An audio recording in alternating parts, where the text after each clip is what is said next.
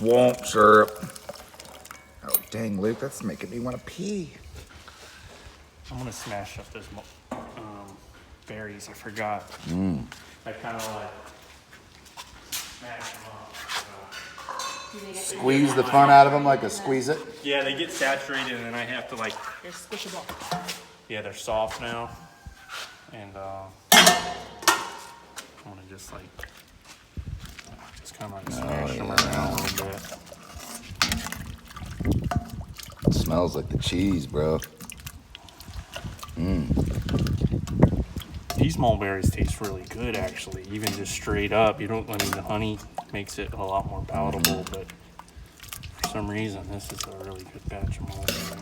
Or elderberry. There's elderberry, mulberry. Yeah, you know. I just didn't want to confuse everybody in the video. Yeah. Like, I grow mulberries. Was... I'm in the. We grow everything.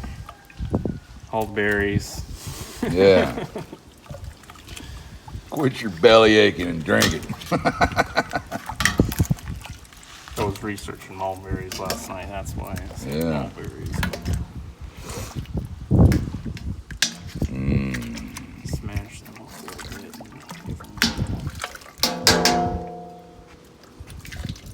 Oh.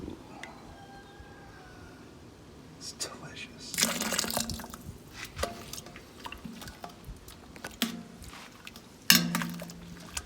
I might just let this sit here and brew for a while.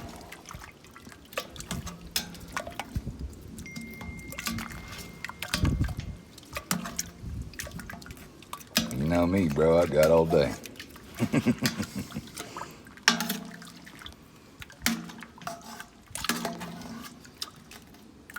So what are all the ingredients in here?